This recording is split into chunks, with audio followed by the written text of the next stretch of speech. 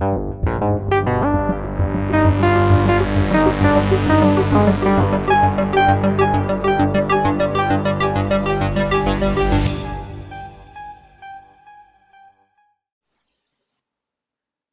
this is Leonardo, and in this video I'm going to make a demonstration regarding aliasing in VCD rack, but I'm going to compare it against real hardware.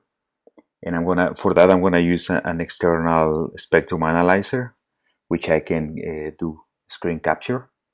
So the first thing that I'm going to show you is how a fully analog VCO looks like, or what's the spectrum that we can see.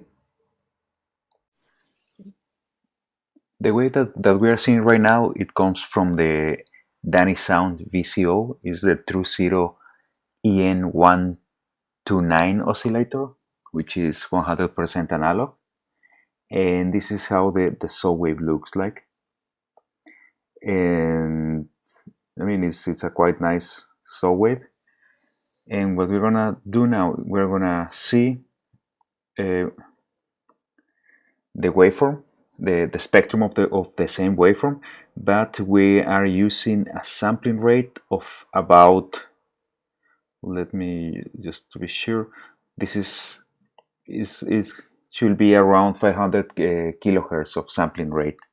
And just to make it more stable, I'm gonna take this function, and we can see that how the harmonics start decaying. This is the representation that is expected, and around 200 the amplitude of the harmonics is less than 60 dBs, which is already quite low. And what I'm gonna do, I'm gonna start increasing the frequency, and as the frequency gets higher and higher, we can already see the individual harmonics. So we see the main harmonic and all the rest. And I'm gonna try to go to the maximum frequency that I can get with this one, which I don't remember exactly what it is, but it should be some, I don't know, let's make a zoom. So it's around 8 kilohertz. So I'm going back to the 500 kilohertz, and so this is a 100% analog oscillator. What I'm gonna do, I'm gonna decrease the sampling rate. So this is gonna be around 200k of sampling rate, and if I start moving the frequency of the oscillator, we can see what I called the march of the aliasing.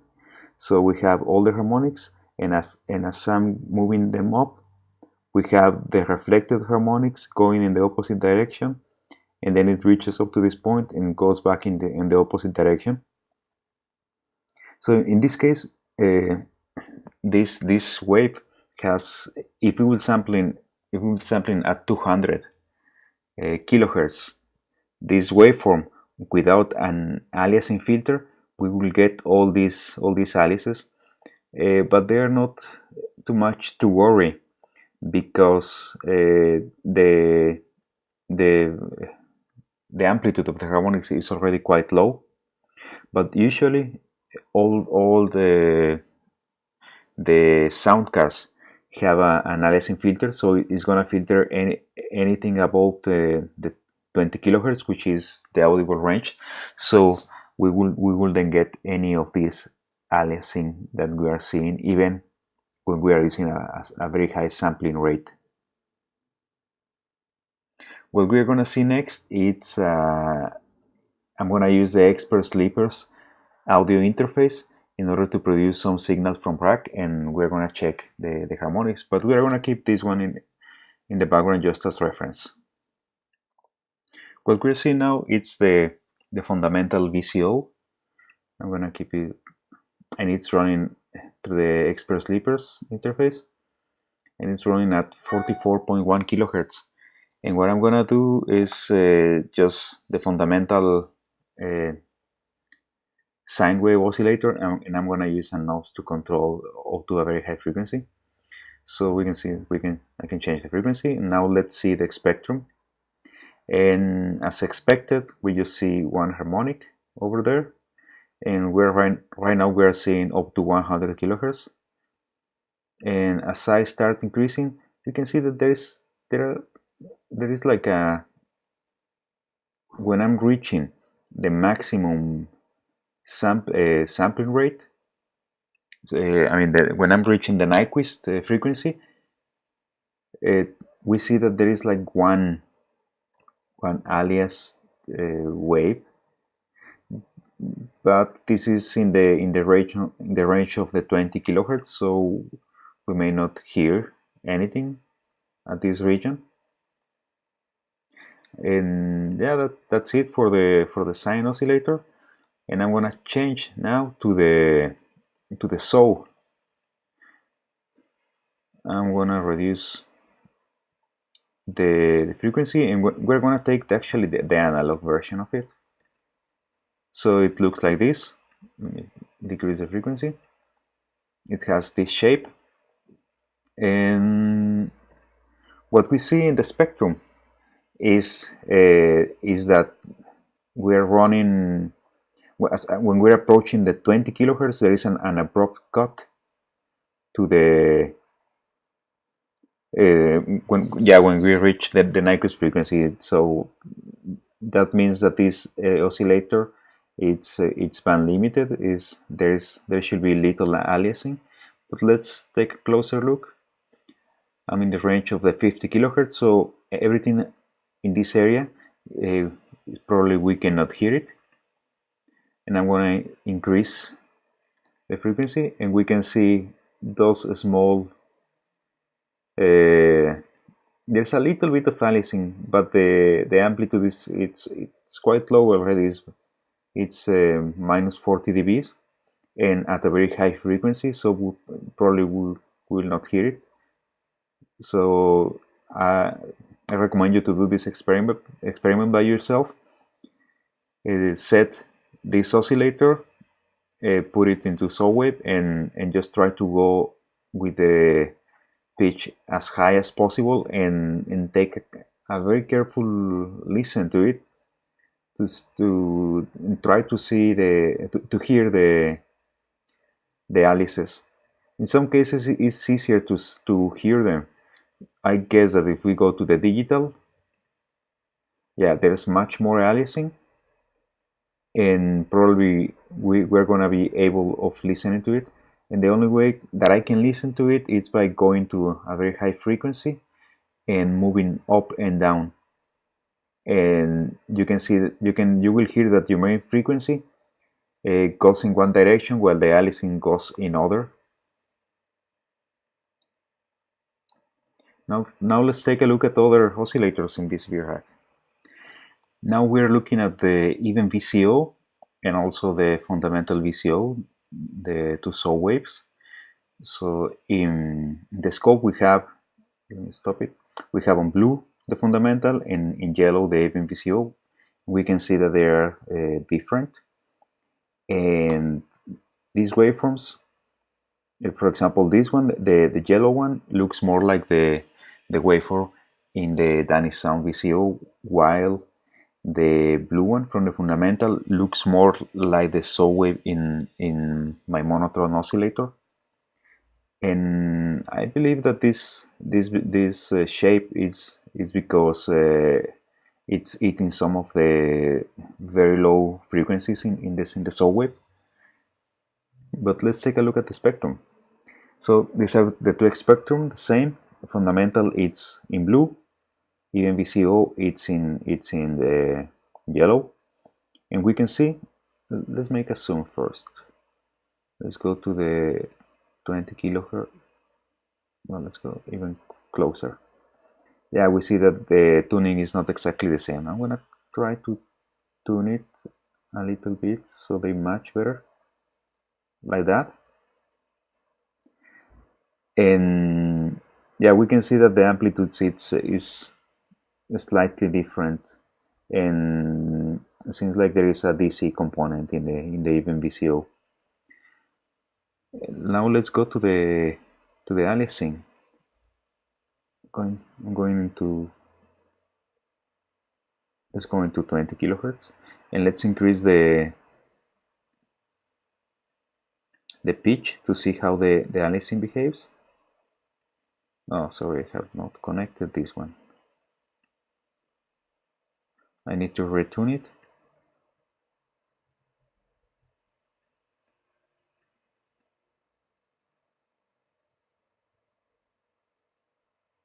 It's around there. Okay, now we are moving both at the same time, and we can see, let's see first, even VCO only,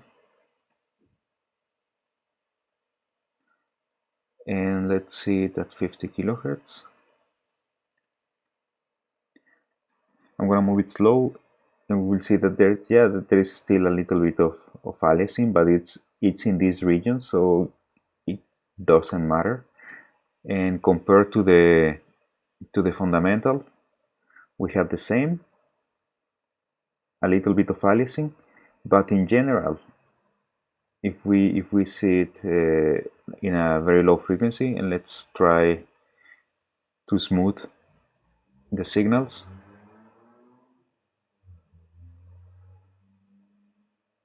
Yeah, we can see that the even VCO has a slightly larger value in the higher harmonics. So if you have very good ears and you can hear over the 10 kilohertz mark, you will hear that it's just slightly brighter. But if you, like me, the first thing that you do when you use an oscillator is add a filter, so this doesn't make any difference. The harmonics here are going to be attenuated. Now let's compare fundamental against the Squinky Labs VCO. I'm just going to remove this one. It's called functional VCO. Let me use the same pitch information, and let's take the saw wave. Here it is, and now let's try to tune them.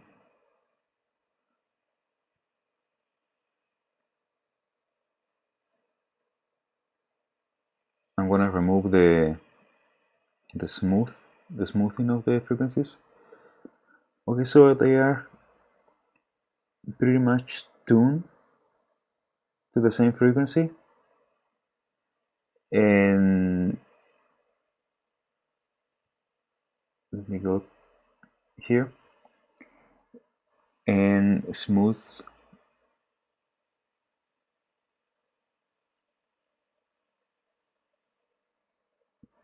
So one thing that we can see is that the functional VCO from Squinky Labs, it has a more aggressive filtering in this area. We can see that it's even losing more of the higher harmonics. But as I mentioned before, it's not a big deal. Most probably you will hear the same. You practically will hear the two oscillators sounding the same. Let me remove the smooth like this, and let's see how it behaves with the aliasing. I'm going to remove the fundamental. So as expected, since there is more filtering, the aliasing is less. We see that when a frequency reaches that point, it gets attenuated very fast. And for a final comparison, I'm going to take Besek.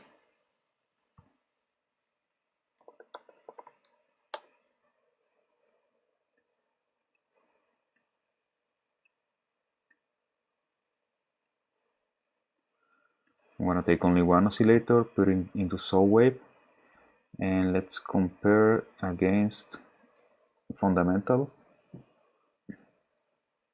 So the first thing is that the octaves are completely different.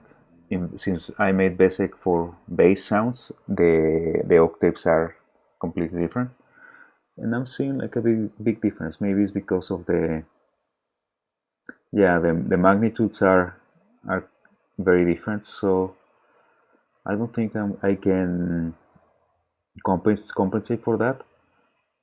Okay, maybe adding a mixer.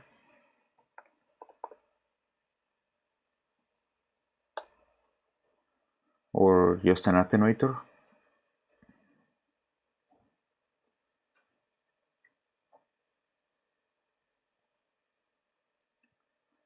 So I'm just gonna attenuate a little bit the input of the fundamental, like that. That way the spectrums are not gonna look too far. Okay, so this one is Vesek, and Vesek has a feature that I can demonstrate as well here, which is that let me just decrease the frequency. The pulse width, it's possible to do pulse width with the saw waves, and this is how it looks.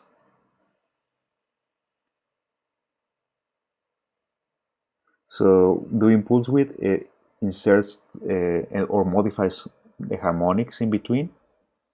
It almost looks like there is aliasing. Okay, going back to the almost perfect pulse width in the middle, 50%. I'm gonna start increasing the frequency, and we can see, yeah, the same, the aliasing. In Vesek, I think compared to the others, it can be a little bit higher than the other oscillators, because the models that I'm using in Vesek are not. I mean, it tends to be more complicated to eliminate aliasing if you're making analog models. Let's just zoom in and compare. So yeah, there is a little bit higher, like 20 dBs higher in for example with this alias.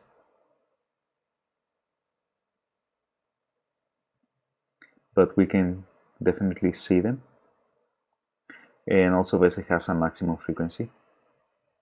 It doesn't go larger than some point. And last thing that I want to show you is what happens when we do FM. Let me return to seeing the full range.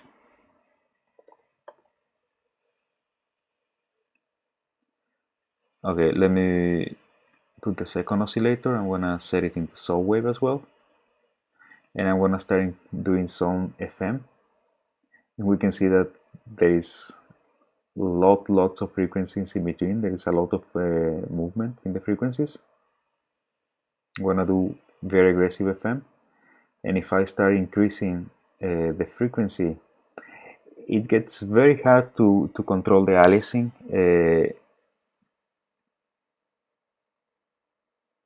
Because the only way of doing it is it's using a higher sampling rate. So it's quite difficult to when you have analog waveforms and you do FM and then you try to keep them into a sampling rate like 44. So it gets quite noisy. And yeah, I'm just gonna change to the maximum that the Express Libres interface allows, and we can see that there is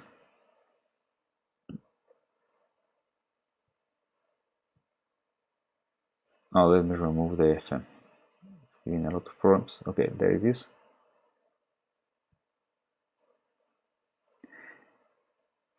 I'm gonna do some averaging, and we can see like this tendency. So the regular saw wave at this point is it's already minus 40 decibels, which is quite low for very high frequencies. And if I do FM, the frequencies tend to stay around the same amplitude, but just a few in any of these frequencies nearby, which are between 40 and 20, having a low sampling rate are gonna get alias. So that's it. I hope you find this interesting. And just I actually intentionally didn't put any sound on this video because the audio compression on YouTube is not gonna let us do here very precisely. So I recommend you to repeat the experiments, but using only your ears and trying different sampling rates, and just let me know if you hear anything. Okay, so thank you for watching this, and goodbye.